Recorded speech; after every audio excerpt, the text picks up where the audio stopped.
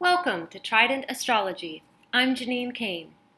Today I'm going to be going over the October weekly forecast for the 5th through the 11th. Just as a reminder, I have this weekly forecast in written form. Down in the description, I have a link to my blog. So if it's your preference, you can read this.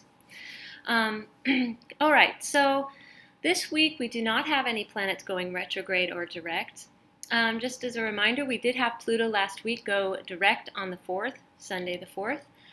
We do have Mercury going retrograde on October 13th. We do not have any interplanetary ingressions this week.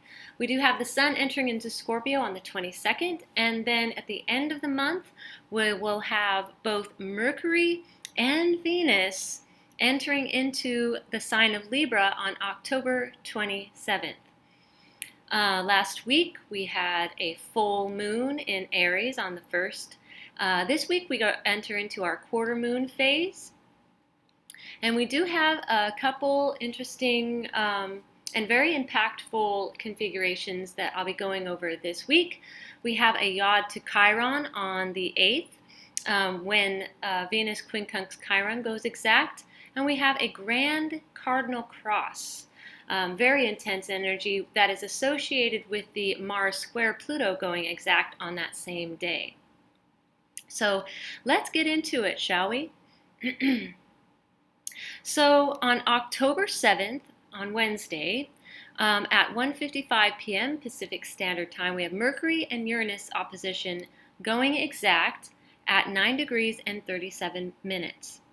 So as we can see here, we have Mercury and Uranus in opposition here. And they're going exact on Wednesday. So an opposition is about learning to balance opposites. It's attempting to ameliorate paradox. And sometimes it means to attempt at amending irreconcilable contradiction. And to ameliorate contradiction in the psyche is a simple way of describing the individuation process. And now with Mercury and Uranus in this opposition here, it symbolizes the individuation process as proposed by Carl Jung. Uranus actually represents the process of becoming whole and amending contradictions in the psyche. And Mercury represents the mind in the ectopsychic domain of reality. So the mind, Mercury represents the mind existing in the world of the physical, of the five senses. It's in an oversimplified way of defining it, it's an imperative function of the ego and intellect, and how we perceive and make sense of reality in the physical world. So it's how the mind perceives the outside world. It's ectopsychic, outside the psyche, the internal psyche. Now Uranus is the opposite of Mercury. Uranus represents divine mind. So Mercury is mind, Uranus is divine mind. And it exists in the domain of the endopsychic, which is inside the unconscious realms of the psychic structure. Inside the mind, it means within the psyche. So the challenge here with this opposition is to balance our ego that works to make sense of reality in the outside world, work with our divine nature, the mind that exists in the unconscious inner world. And I think it's easy to forget that we are souls experiencing reality in the physical world, in physical form, that we are potentially infinite divine beings and experiencing the constriction of the physical manifestation. That's what Saturn represents in this body for a short time. So, this opposition between Mercury and Uranus is trying to balance the mind's perception of the physical reality with the true divine mind. Now the axis is with Mercury in Scorpio and Uranus in Taurus. This is the axis of being. And this challenges us to balance our values between physical things, Taurus, and spiritual things, Scorpio, especially as we are getting challenged uh, with these dynamics in our world today, with a lot of events going on, with the fires, whether it's illness or economic challenge, that is really putting into question our our values between the physical things and spiritual things. So in our Western world, our Western way of thinking, we're out of balance here, I think, in my opinion, in my humble opinion. We collectively focus too much on the materialism, the Taurus side. Our sense of what is valuable is associated with what we own, what we have, what we've accomplished, what we've acquired. And like I said earlier, we're getting stripped of things in the physical world, whether it is through the fires, whether it's through illness, abrupt economical changes. That's very much associated here with Uranus and Taurus. We're being forced to rely more and more on intrinsic values of our inner domain. And I believe that's what the main focus of this opposition between Mercury and Uranus represents. Now we'll also notice here that Uranus is also trining Venus. Now this is going to go exact on Saturday the 10th at 9 degrees and 31 minutes. Now Venus is the function of what we value as good and bad. It also represents not only our value system, but resources, our relationships, aesthetics, and beauty. So when Venus is in Virgo, it's in Virgo here, this represents self-mastery and the value of healing. Remember, Chiron, not only Mercury, but Chiron rules Virgo, which is about healing. And now with abrupt changes happening in the world, Uranus, it's forcing us to look at our inner world more and more and become servants to our inner healing. So I believe that trine to Venus, we're becoming servants to our inner healing. Now speaking of becoming servants to our inner healing, we have Chiron, the next day we have Chiron, Quincunx Venus in Virgo going exact. Let's pull that up. So we have Chiron here, Quincunx Venus, it's going to be going exact at 6 degrees and 46 minutes. And this quincunx is part of a yod to Chiron. As we can see here, a yod is formed with the focal plan of Chiron with two quincunxes that are forming a sextile to each other. So Mercury and Venus are forming a sextile to each other, whilst Chiron is forming a quincunx to both of those planets. Now remember, yod is challenging. The planets in quincunx can't really hear each other. The energies are needing adjustment, but they're not quite being able to know how. So we need to make adjustments to our values. That's the Venus here, to our value system, in order to heal our sense of being in the world. That's Chiron and Eris. All right, let's move on here. So October 9th on Friday, this is our big energetic day. So let me pull that up. So we have several things going on here, and this is kind of the pinnacle energies that is moving us into this week. So let's just first talk about at 5:40 p.m. we have a quarter moon phase with the Sun-Moon square at 17 degrees and 10 minutes. This is also forming a T-square with the moon at the focal. So we have a T-square here between the Sun, Mars, Eris in conjunction in Aries, all squaring the moon. Now, let's just focus here first on the quarter moon phase. The moon and the sun are squaring each other, and I think that a waning square is about evaluating ourselves, evaluating our situation, determining what our true intentions are and what we really want and need as this moon is waning into the new moon phase next week. So it's a good time to really meditate on what really is important to us, so we can begin anew next week with our new moon in Libra. Now, what also is happening here, and let me pull this up, we have Pluto squaring Mars here. This square, we talked about it last week a little bit.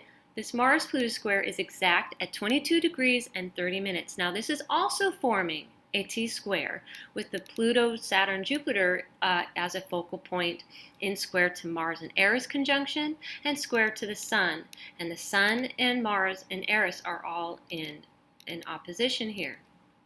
So now these two T-squares are forming what is called a cardinal Grand Cross. So a Grand Cross, again, it is formulated with 4 planets that are squaring each other and 2 planets in opposition. So we have the Sun in opposition with Mars and Eris here. We have the outer planets of Pallas Athena, Jupiter, Pluto, and Saturn opposing the Moon, whilst all these other planets are squaring. So the Sun is squaring these outer planets here. We have the outer planets of Pluto, Saturn, and Jupiter squaring Mars and Eris conjunction, and then squaring the Moon, and the Moon squaring the Sun. And so these intense squares and oppositions forming a cardinal Grand Cross. It's very intense. It's forward-moving, because that's cardinal. It's forward-moving energy. It's competitive. It's a tension for growth energy involving powerful, intense planets. And the planets involved are Mars, which is about war. It's aggressive. We have Eris here, which is about discord and anarchy. We have Pallas Athena over here, which is about spiritual warriorship, about courage. We have Jupiter expanding the energies of Pluto, which is transformation, regeneration through experiences of spiritual and emotional fires and difficult challenges. We have Saturn, which is about death and constriction and societal reconstruction, all impacting our sense of self. The Sun is sense of self, and the Moon, our emotions. So our current social milieu, that's these outer planets, Saturn, Jupiter, and Pluto, our current social milieu is very challenging at this time. We may see an immense emotional buildup, that opposition to the Moon here, to these energies of extreme civil unrest, anarchy, that's that Mars and Eris, social cultural restructuring, that's the Pluto-Saturn opposition, perhaps more social constrictions happening for whatever reasons. The energies here with the squaring and the oppositions, this cardinal cross, it is severely, severely conflicting, and there is no sense of negotiation. Cardinal energy is just moving us forward, and with cardinal energy in conflict and opposition, there is no negotiation. Matter of fact, the cardinal Grand Cross is one of the most difficult Grand Crosses to have in an energetic here. So talk about buckling up our seatbelts. This is a very, very intense energy for the second week of October. And that's why, going back to the numerology of 5, it's about temperance. It's about getting through abrupt change through moderation and groundedness. So that's very important at this time. Okay. But also here we see the Sun is squaring Jupiter here. Now, this square is going to go exact on Sunday the 11th at 18 degrees. So within this dynamic we talked about, we have the Sun squaring Jupiter.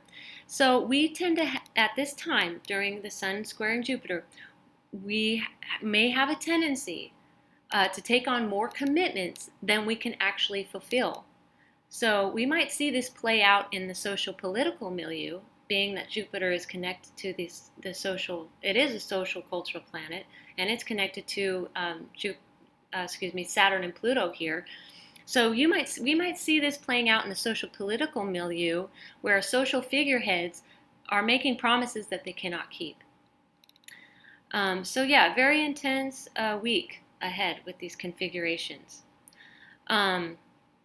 So again, so we start the week with Mercury-Uranus in opposition, going exact on Wednesday the 7th, requiring the balancing of our objective perception of reality with that of our inner spiritual lives.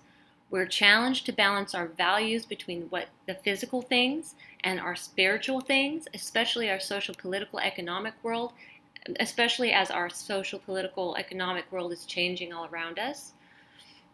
We have a Yod to Chiron with Venus-Chiron Quincunx going exact on Thursday the 8th, reminding us to be servants to our inner healing. I think with all this intense energy happening with this Grand Cardinal Cross and the Pluto squaring Mars and Eris here, all this discordant anarchical energy, the best thing that we can do right now is to be servants of our own inner healing, to focus on our own individuation processes, trying to become whole, amending those contradictions within ourselves, so as we change our inner lives, we can change the outer world. And it's a slow process, and it is idealistic. But I think idealism is important too. Now on Friday, the 9th, we have intense and conflicting energies with the Grand Cardinal Cross between Sun, Jupiter, Pluto, Saturn, Mars, Eris, and the Moon, creating potential for extreme civil unrest, social reconstruction and constrictions, intense social political changes, and there's no sense of negotiation impacting us collectively, individually, and emotionally. And as we see here, this moon is in Cancer, so we might just be feeling like emotionally, we just like, I'm going to go crawl in my shell right now. This is very intense. So we might be feeling like, I just need to be home. I need to feel a sense of rootedness as all of this conflict is happening around us. All right, so future highlights for the upcoming weekly forecast. We have Jupiter-Neptune sextile going exact on the 12th, alongside Mercury-Venus sextile. On the 13th, we have Mercury going retrograde, so that's going to be some added challenge this month. We have a new supermoon, in Libra, and on the 15th, and then on the 18th, we have the Sun-Saturn square going exact, whilst Venus-Neptune opposition goes exact, and Mars-Jupiter square goes exact. So, unfortunately, we are having a very intense month. Just remember to try to do some grounding, try to be temperate, be gentle with yourself, forgive yourself the mistakes during the turbulent time, and just do the best we can to remember to breathe and remember to ground ourselves. I think we're going to get through this. We're going to get through this individually and collectively. So again, thank you so much for joining me this week for another Trident Astrology Weekly Forecast. Do join me next week. Blessings and love.